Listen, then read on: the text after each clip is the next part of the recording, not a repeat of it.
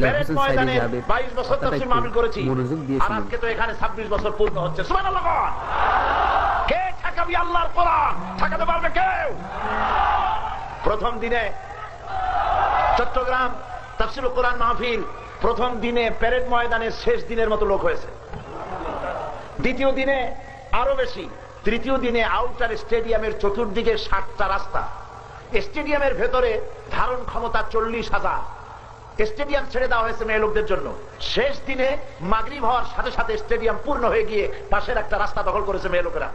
Outer stadium এবং 6টা রাস্তা ভর্তি হয়ে গিয়ে মোনাজাত করেছি রাত 11টায়, তখন কার্যত গোটা চট্টগ্রাম সিটি অচল হয়ে গিয়েছে। স্থানীয় পত্রিকা লিখেছে 12 থেকে 15 লক্ষ লোকের সমাবেশ হয়েছে।